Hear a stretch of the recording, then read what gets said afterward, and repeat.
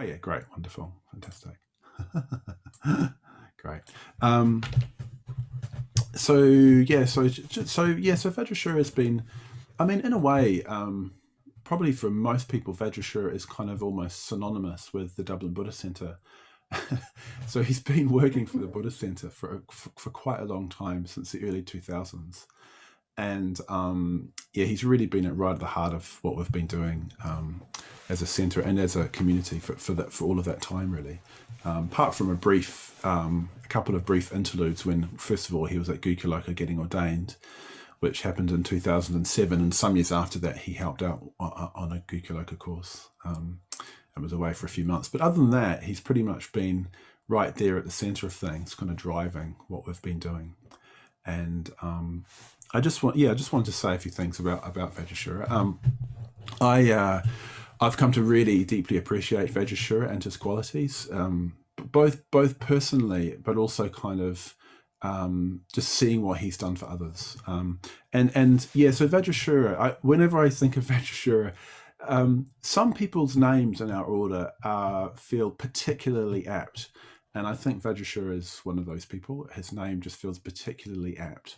So his name means adamantine hero or diamond hero. And he's very much a hero, and he's very much got that quality of the diamond. And so I always sort of chuckle to myself when I think of Vajrashura and his name. I often just, in my own mind, and even sometimes out loud, call him the adamantine hero.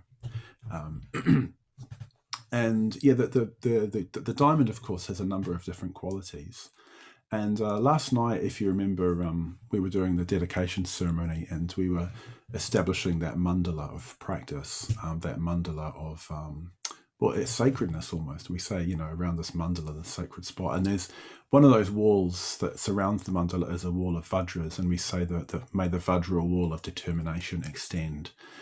And yeah, so that's one of the qualities I sort of feel that Vajrashura has, which is one of the qualities of the diamond, is determination. So he's just got a real determination to make things happen and get things going.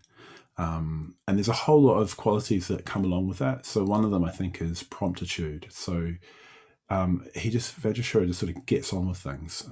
It's almost as if the way he seems to approach life is, well, why do tomorrow what you could do today? So again, I personally, I really appreciate that, because you kind of know that if something's important and urgent, then Vajrashura will be on it, which is really great when you're working with somebody that they're going to have that kind of promptitude. As well as that comes a certain kind of energy.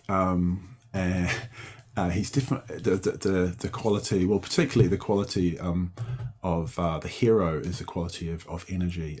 It's connected with virya, the quality of energy and pursuit of the good. And I see Vajrashura the way he works, and I often think of this verse from the Bodhicharyavatara. It says, even at the conclusion of one task, one should plunge straight away into the next, as does a tusker inflamed by the midday heat immediately on coming to a pool. So the image is like of an elephant who, in the Indian heat, really, really hot, and he comes to a pool and he just plunges into it and enjoys the coolness of the water. Shantideva in the Bodhicharyavatara is saying that that's how a bodhisattva should approach his activity, is plunging from one task into the next. And again, I think that's something that typifies Vajrashura's kind of way of going about things. He just kind of plunges fully into what he's doing. There's actually another wee verse in that section, which is, one should be addicted solely to the task that one is undertaking. One should be intoxicated by that task, insatiable, like someone hankering for the pleasure and the fruit of love play. So again, he just seems to have a real kind of love for getting stuck into things. And we've just benefited from that so much, I think. Just all of the work that Vajrashura does. A lot of it happens behind the scenes, actually, things that you wouldn't necessarily notice. I just it's one of the qualities that I really admire. It's just this kind of insatiable engagement and kind of love of that, love of getting sort of rolling up the sleeves and getting stuck in. And as well again, this is a kind of a diamond quality, is there's a certain fearlessness in that. So when you run a Buddha center, well, probably when you do anything, that it's creative. That a time comes when you have to break new ground, you have to move into territory that you're not familiar with. And one of the things I really admire about Vajrashura as well is that we'll come up with a plan of what we think we're going to do to respond to such a particular situation, and then he'll just get on and sort of do it. He doesn't prevaricate or get doubtful, which often happens if you're moving into new territory. So he just kind of steams ahead, and I think it's been particularly the case since last March when the whole COVID lockdown happened. We had to sort of figure out how to run a Buddha center when you can't have a Buddha center, and we came up with some plans, and then Vajrashura, well, all of us really, but Vajrashura sort of particularly just sort of got on and did the next thing that needed to be done to sort of realize the plan that we had. And then, and this kept refining that. So again, I think there's a particular quality of courage that's necessary just to move into an unknown territory. And again, I think Vajrashura really typifies that, and that gives all of us on the team, and actually probably in the Sangha, the sort of courage to do that also. So I think he's got that real kind of trailblazer kind of quality to his heroism. So I wanted to rejoice in that as well, because I just sort of feel like we're so lucky to have him, and we've benefited so much from just his kind of his determination and his energy and his courage. Actually, he really does blaze a trail. And I just I could, part of the challenge actually of talking about Vajrashura is just trying to keep it brief, because I could talk all day about how amazing he is. But one thing I just want to finish with, which maybe is not so apparent, is I think all of this arises from Vajrashura's just love of seeing people growing. He really loves that. He really loves seeing people coming into the Dharma and just to benefiting from it. And I think if it wasn't for that, he wouldn't be able to do all these other things. There wouldn't be the sort of motivation to do that. I'm sure he'd be successful doing something else, but he's able to bring all that energy into his Dharma life and his Dharma work, because he just really loves seeing people benefit. So he's quite unsentimental as a person, but he does actually care very deeply about people. And so there is a sort of a lotus somewhere. I don't know if it's within the diamond or under the diamond, but somewhere there is a lotus. So I just wanted to finish with that, because he does really care. I mean, sometimes I feel that personally.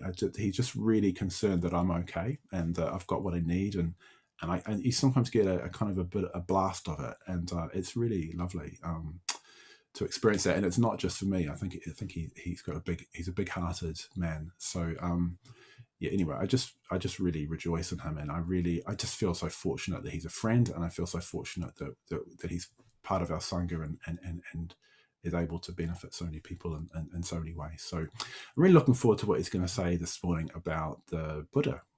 So without further ado, I'll hand over to you, Vajrashura. Great. Thanks, Nyundar. Wow. Great rejoicing. Thank you very, very much.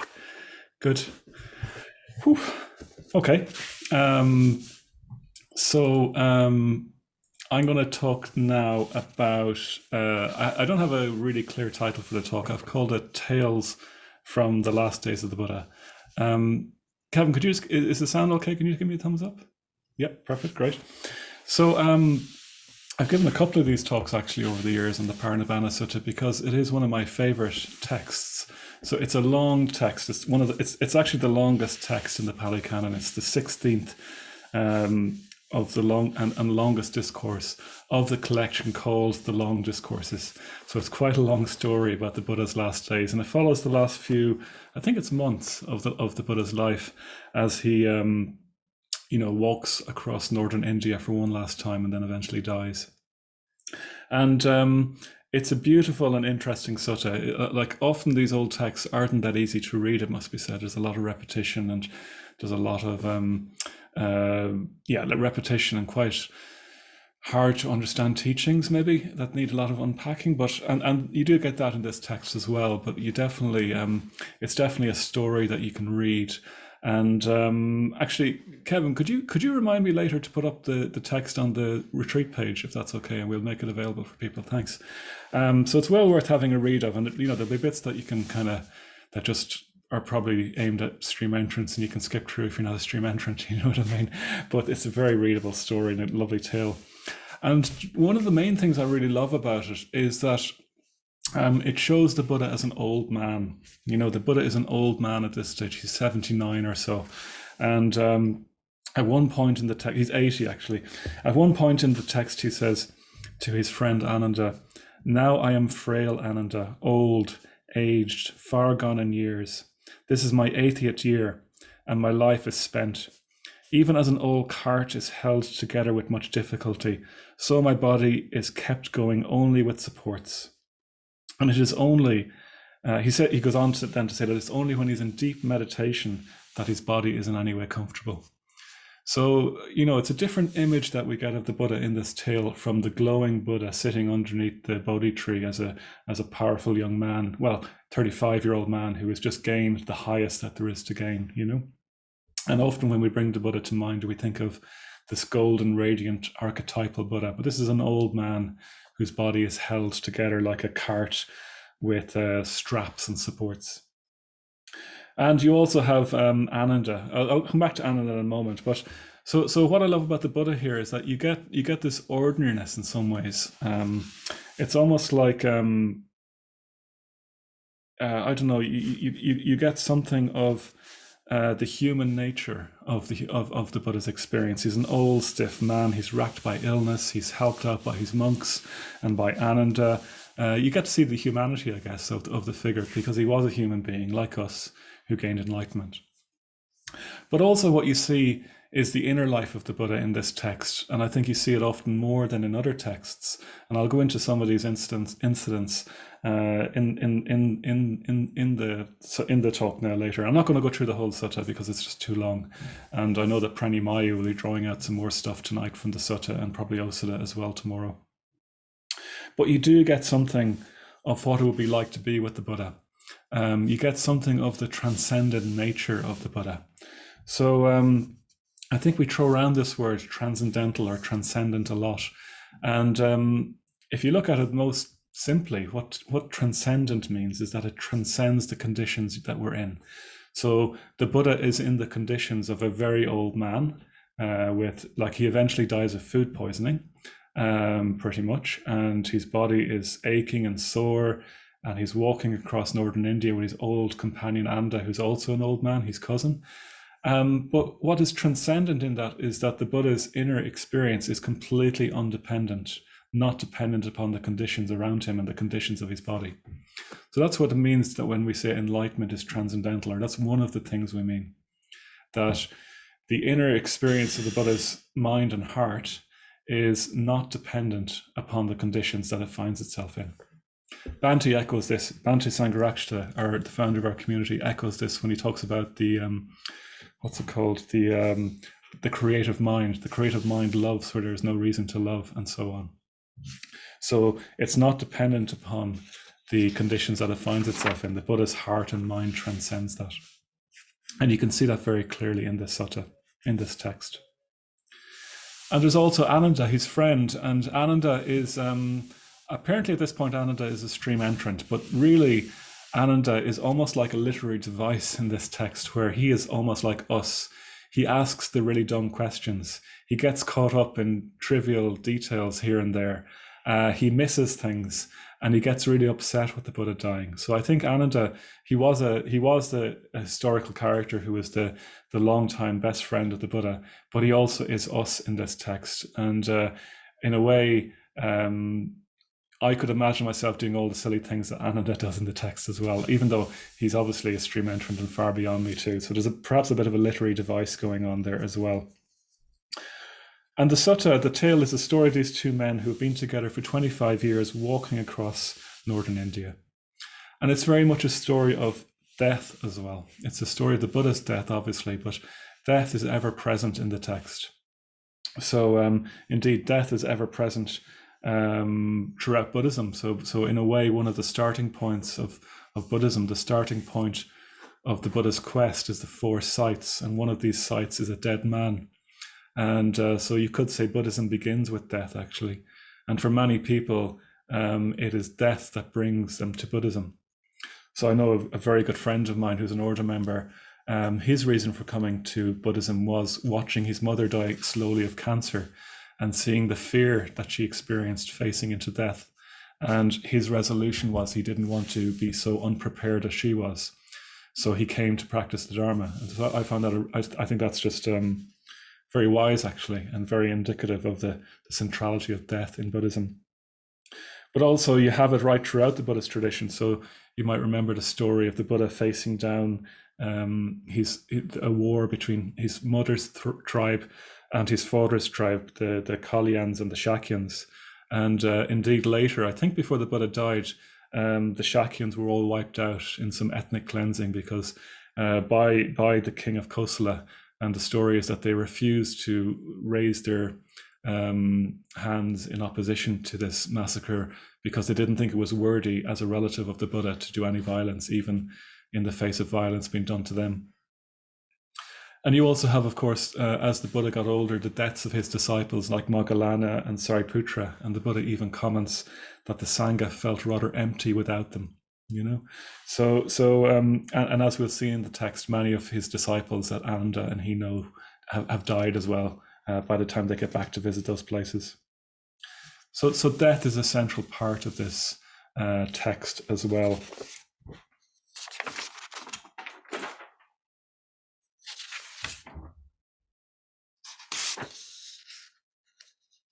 Sorry, now. Oh yeah, there we go. And it's worth just, I'm going to be evoking death throughout the talk, I'm afraid.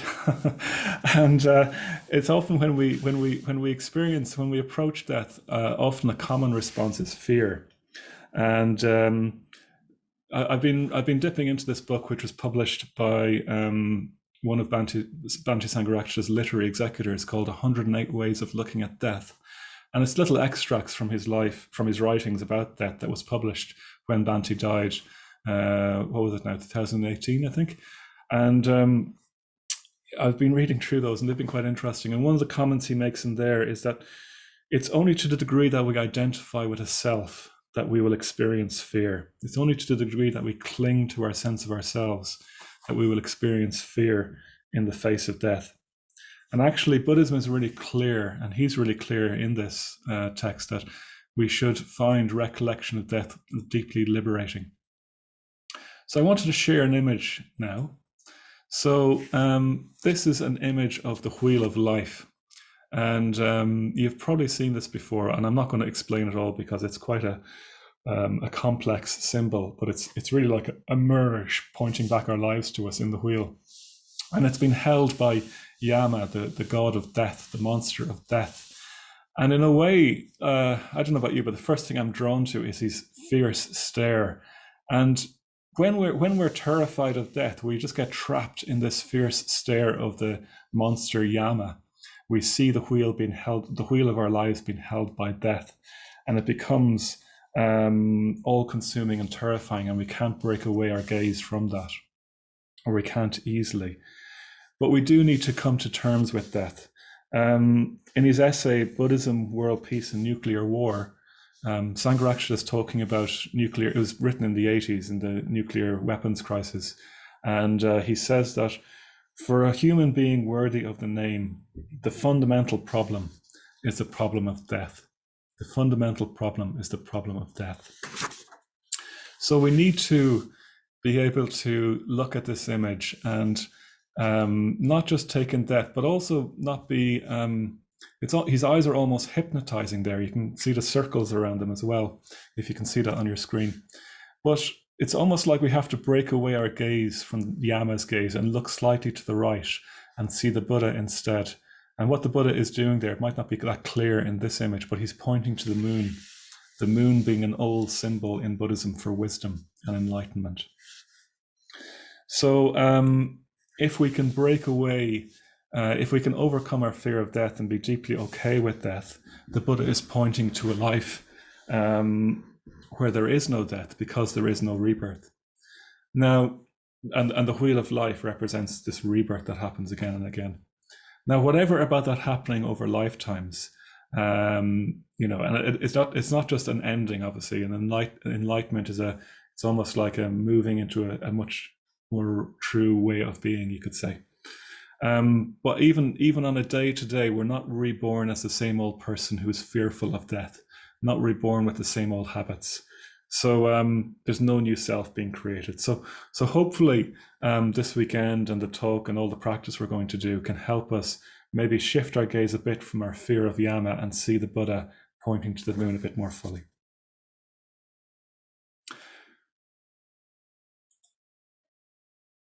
And it's worth saying as well then that another interesting section I came across in Bhante was he talks about the mood of a Parinibbana day. And he says that the mood should be sober, not somber, reflective and meditative. And reflections on that should be done on the basis of a highly positive and clear mind. So just to drop that in. Okay, so to give a sense of the sutta, I'll just give a very brief overview of the sutta, and then I want the text, sutta's word for text. And then I just want to focus on 4 specific aspects of the text and talk about those. So it opens with a rather, I always think this is rather like a Quentin Tarantino movie or something, the Pali equivalent of Quentin Tarantino, but it opens with these words, "Thus have I heard. Once the Blessed One dwelt at Rajagaha on a hill called Vulture's Peak. At the time, the king of Magadha, Ajatasattu, son of the Vaideti queen, desired to wage war against the Vajris. He spoke in this fashion, 'These Vajris, powerful and glorious as they are, I will annihilate them. I will make them perish. I will utterly destroy them.'" And and various things happen then. His main minister goes and talks to the Buddha about the viability of a war and decides it's not viable, and so on and so on. But it's worth saying that against the background, in the background of this sutta, you see the machinery of war gearing up. You can see ministers running around, making alliances. You can see cities being fortified and so on. So it's an interesting backdrop to the last days of the gentle Buddha. And in the text then, the Buddha travels around all over northern India to places like Nalanda, Pataligama, Vaishali, Kusinara, and so on. And he travels around and visits his disciples. And in Vaishali, after an encounter with a strange being called Mara, who we'll come back to later if we have time, the Buddha relinquishes the will to live. And shortly after that, he's given a meal which is undigestible and develops food poisoning, and travels on to Kusinara. And in the Mala's Sala Grove, he lies down between 2 Sala trees and gives some final teachings and then dies. And his body is cremated. And he's celebrated for 7 days by different tribes that have gathered, and his remains from the pyre are distributed between the 7 tribes, and they build stupas in their cities, burial mounds in their cities for those remains. So that's a really, really brief overview of a very long text. So I wanted to focus on 4 different aspects in terms of bringing out some teachings and relevance for death. And the death of the Buddha, the Mahaparinibbana. So the Mahaparinibbana is called the final Parinirvana, the final Nirvana, the final enlightenment of the Buddha. That's what we call the Buddha's death.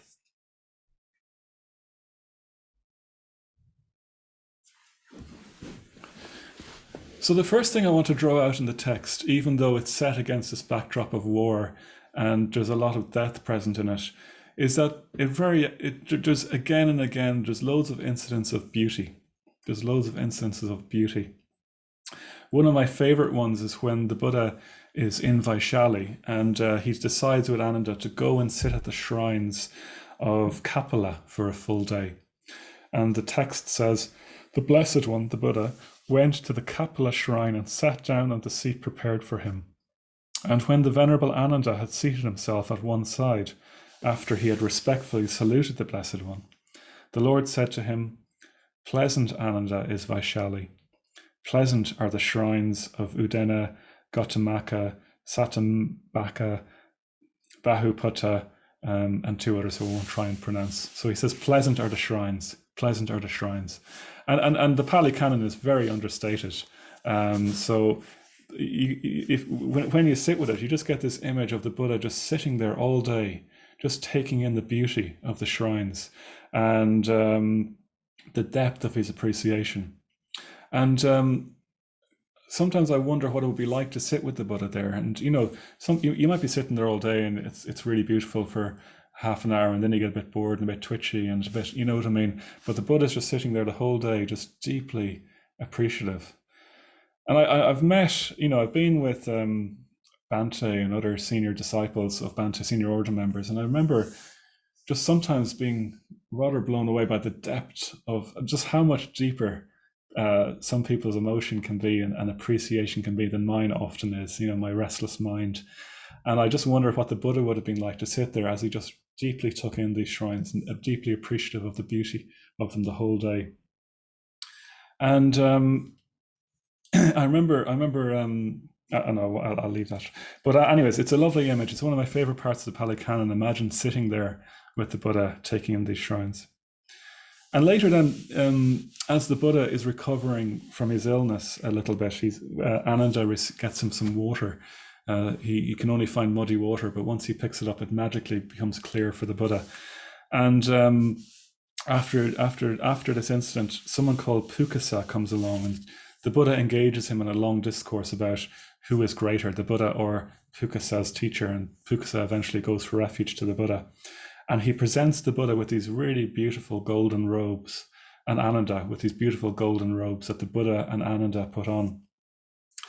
And Ananda is admiring the beauty of the robes, but then he notices that the Buddha is glowing golden. Even though he's an old man, he's glowing golden. And Ananda says, "Marvelous it is, O Lord. Most wonderful it is. How clear and radiant the skin of the Buddha appears. This set of golden-hued robes, burnished and ready for wear, now that it is arranged on the body of the Buddha, seemed to have become faded, its splendor dimmed." So the Buddha was a radiant gold at this point. And the Buddha explains that there's twice in the Buddha's life, in a Buddha's life, when he glows like this, when he gains enlightenment and when he has relinquished the will to live, when he accepts that he's going to die. And the text says, "Clad in Pukasa's gift, the robes of gold, the master's form was radiant to behold." And then when the Buddha can make it no further and lies down between the twin sala trees, these are a type of tree that are very important in the Buddha's life, in Indian life indeed. They apparently, when the Buddha was born, his mother gave birth to him upright, holding onto a sala tree as well. Make of that what you will. But so at this time, the sala trees, even though they were out of season, just burst into beautiful blossoms. And I was looking up what sala tree blossoms are like. So there are many. You get these huge amounts of blossoms, and this is just one of them. But you get this all the way throughout the tree. These huge numbers of beautiful, red-colored blossoms. And these all just spontaneously burst into bloom when the Buddha lied down between the trees. And not only that, but and this is a quote from the text, "At the same time as the twin sala trees broke out in full bloom, though it was not the season of the flowering, the blossoms rained upon the body of the Buddha and dropped and scattered and were strewn upon it in worship of the Buddha.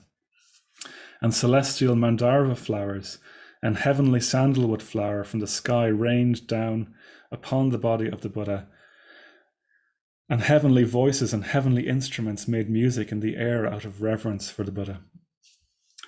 So that's all really interesting. I mean, again, you can make of these kind of miracles what you wish. And but I think there is something about beauty as a response to death, beauty as a deeply appropriate response to death, and indeed death evoking the response of beauty. I remember I was ordained in 2007, as Nyanadara said, and one of the guys on my course was a Darsha, and he's a good friend of mine, and dropped dead 2 years later. He's only 37 or so, in an airport in India, and being at his funeral in the funeral home, and watching the coffin. It was almost like a film move behind the curtain, and then the doors of the funeral home being thrown open, and just, I don't know, there was something about the proximity of death, and then looking out into the gardens and the beauty of autumn and the leaves and everything. I'm sure if you've had any kind of bereavement, you'll I won't need to say much about the connection between the beauty and death. But I wanted to read a non-Buddhist evocation of this, which is by the English screenwriter, or the British screenwriter Dennis Potter. So it's a slightly long quote, but I think it's worth reading. And this is his final. This is from his final interview as he was dying, and he's talking about death and beauty. It's the same with knowing about death. We're the one animal that knows we're going to die, and yet we carry on paying our mortgages, doing our jobs, moving about, behaving as though there's eternity in a sense, and we tend to forget that life can only be defined in the present tense. It is, and it is now only. That nowness becomes so vivid to me that in a perverse sort of way, I'm almost serene. I can celebrate life. Below my window, for example, the blossom is out in full. It's a plum tree.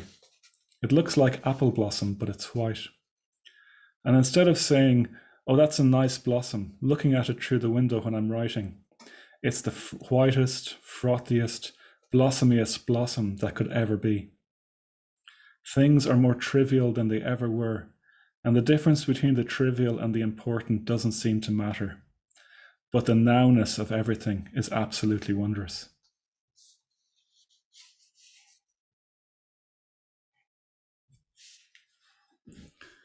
So the nowness of everything is absolutely wondrous. So if we were in that kind of state of beauty, we wouldn't fear death. Yeah, just as he doesn't seem to fear death. So the next aspect of the teaching I wanted to move on to is called the mirror of the Dharma.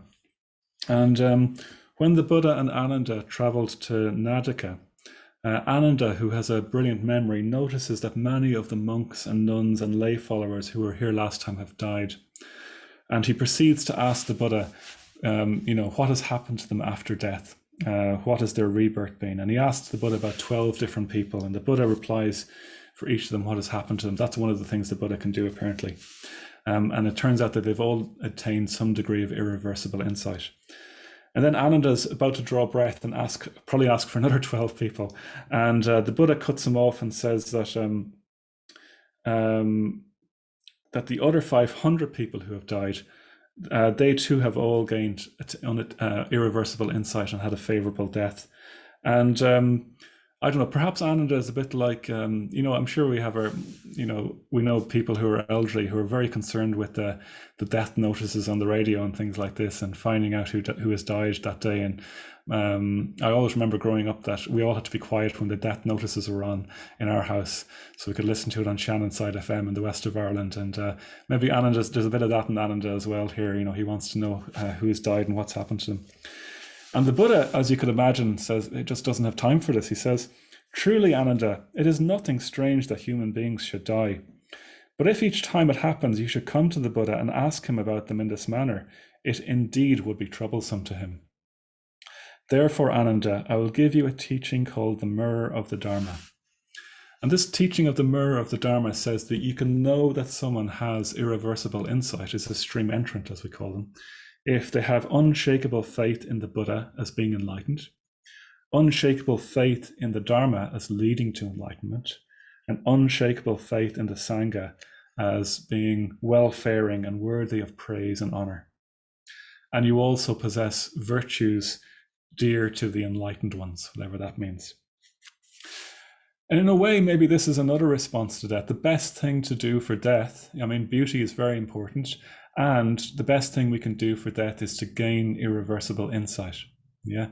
When we have irreversible insight, when we can hold up the mirror of the Dharma to ourselves and say this, mind you probably wouldn't be concerned if you had irreversible insight, if you had irreversible insight. But anyways, you need to keep practicing. And when you have this unshakable faith in the three jewels, you no longer need to fear death. It's not even that you no longer need to, You just wouldn't fear death.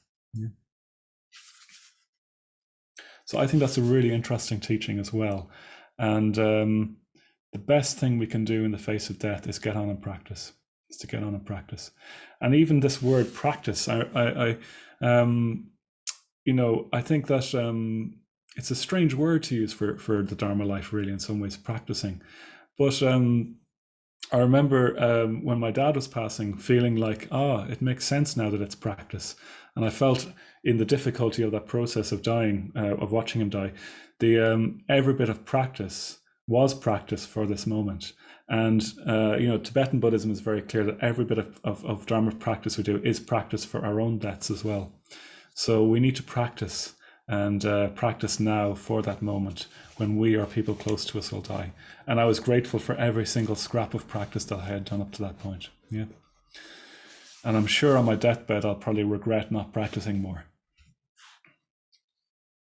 So then the next incident I wanted to talk about is a very unusual incident that I kind of don't know how to make head nor tail of in some ways. So just to flag that before I describe it. So this is the incident of the Buddha and Mara. And Mara pops up every now and again in the Buddhist tradition. He's almost like the Buddhist equivalent of the devil. He comes and he tempts monks and nuns to abandon the Dharma life and just go back to the world of pleasure and sense pleasure. And here he approaches the Buddha and says to the Buddha, your Sangha is doing really, really well. They don't need you anymore. Wouldn't it just be easier to die and let it all go and go into full enlightenment and not have to worry about them anymore? And this happens actually while he's at the shrines, around the time he's at the shrines, appreciating the shrines of Vaishali. And every now and again, the Buddha, before this point, has dropped hints to Ananda that, and this is very strange, I think, again, it's very hard to make sense of this, that if Ananda were to ask the Buddha would not die and just stay on eternally giving teachings. And Ananda at that moment gets distracted by Mara and doesn't notice this hint that the Buddha is dropping and forgets to ask. Yeah. And eventually then Mara says to the Buddha, it's time to go. And the Buddha says, eventually he says that the Buddha tells Mara not to worry. Before long, the parinibbana of the Buddha will come about. 3 months hence, the Tathagata will utterly pass away. And then Ananda discovers this. He tells Ananda this, and Ananda begs him to stay, and asks him 3 times even, which is very powerful in the Buddhist tradition, to ask someone 3 times. And the Buddha says, no, you had your chance. You should have asked me before. It's too late now. I'm going to die. So make of that what you will. And on its own level, I don't quite know what to make of it. I'm very hesitant to editorialize the old texts, but apparently the Mahaparinibbana Sutta is quite a later text in the development of the text. And the later the texts tend to be, the more editing that tends to happen by the people who've compiled them. And you don't get this kind of stuff in the very early text, like the Sutta Nipata.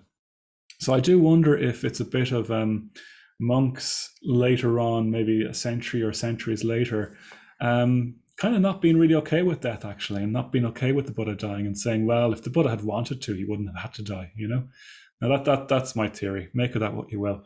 But I thought it was just an interesting thing to mention as well. The last area I want to talk about is there's a certain quality to the Buddha in the Mahaparinibbana Sutta. And I've called this area, time is short, death cuts through the fluff. Yeah, time is short, death cuts through the fluff. Yeah. So a particular characteristic of the Buddha in this text, and this is true of the Buddha throughout the Pali Canon actually, but it's particularly noticeable, is that he's just unwilling to indulge nonsense in this text. He really is unwilling to indulge nonsense. So you've seen this already in the mirror of the Dharma teaching. He just cuts across Ananda and says, look, Ananda, you just can't keep asking me about these people. You have to figure it out for yourself, Otherwise, I'd just be sitting here all day answering this question about what this person died and what happened to that person who died, And again and again, you see it also again and again wherever he goes, he gives teachings, and some of them are quite complex, but mainly they're a really basic teaching, which is ethics, meditation, and wisdom. So he says, this is ethics, this is meditation, this is wisdom. Great is the gain in meditation when it is supported by fully developed ethics. Great is the gain in wisdom when it is supported by fully developed meditation. When wisdom is fully developed, one is utterly free from greed, hatred, and delusion. So he's saying you simply need ethics, meditation, and wisdom to gain enlightenment. And when you really work on your ethics, your meditation will go deep. When you really work on your meditation, your wisdom will go deep. And when your wisdom goes really deep, you'll be free of greed, hatred, and delusion. You'll be enlightened. And great are the fruits of these practices.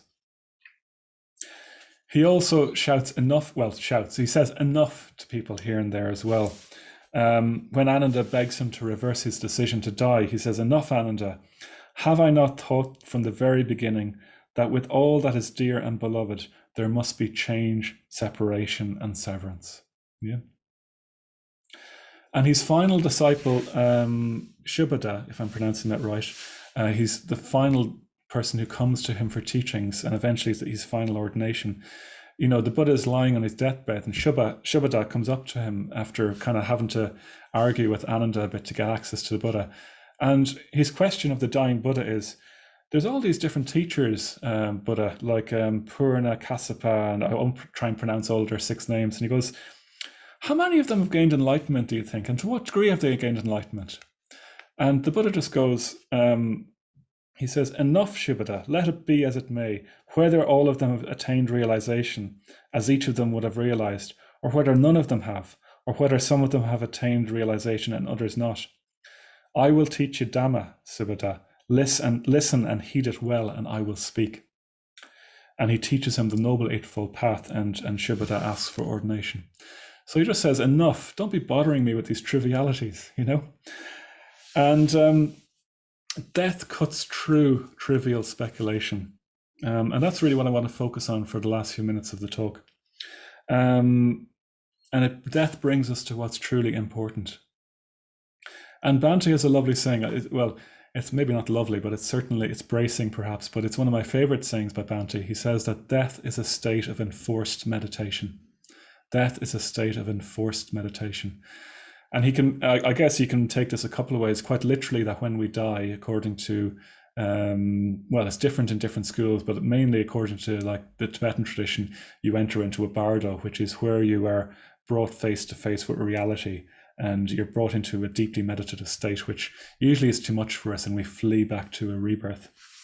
But also when we're around death, it can really, it's a state of enforced meditation as well. It's very hard to escape it when you're with it, when you're beside it, when you're watching someone die or when someone has died. And I sometimes think that when we're brought up against death, we can tend to have 2 responses. One is that we see things much more deeply. We see things with the kind of beauty that Dennis Potter talked about, or the beauty evoked by the Buddha. I think the other response we can have is that we go to the mind-numbingly trivial, and not trivial in the sense that Dennis Potter was talking about it, but just we bury ourselves in very meaningless things to avoid facing into it. And I think that's often our response. It's driven by fear often. We get deeply anxious. We get concerned with minutiae, and we fall into intoxicants like news, like Netflix, like social media, and that's to say nothing of drink and drugs as well. I presume that as Buddhists, your intoxicants will be a bit more refined, but maybe not.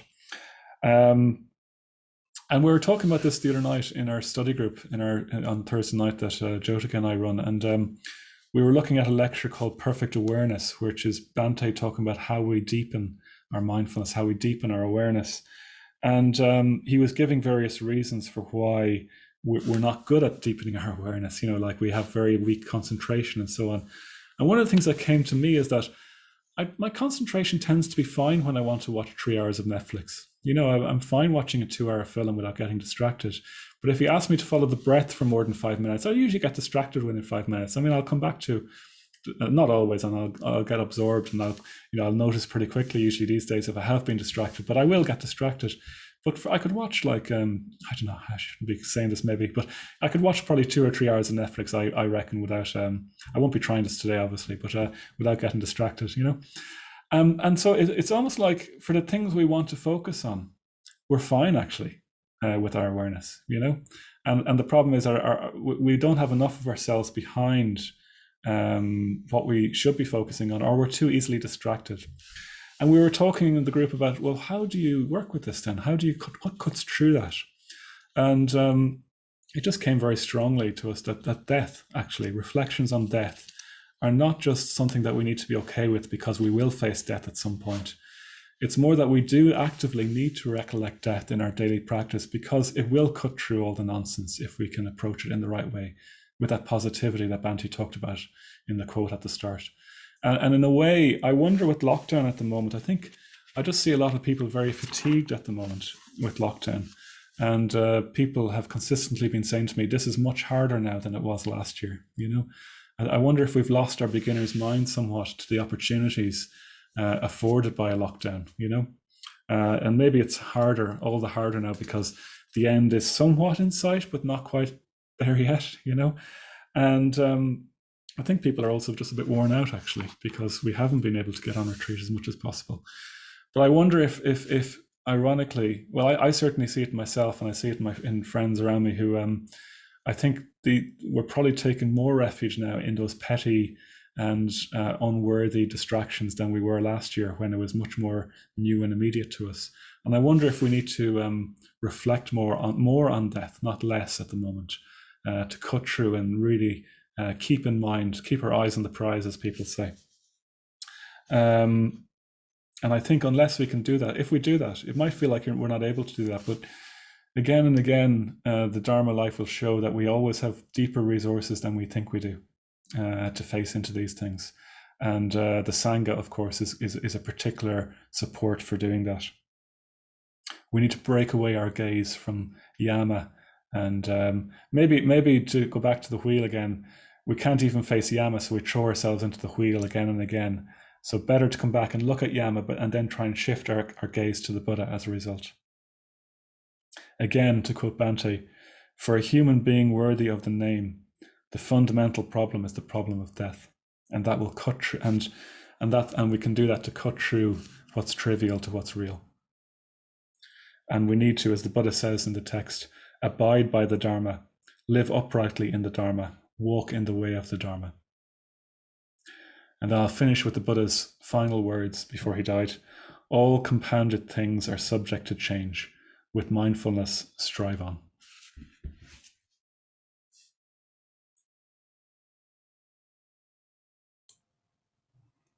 Thanks very much, Vajrashura. Wonderful evocation of both the Buddha's last days, but also those very fundamental Buddhist teachings of impermanence and awareness.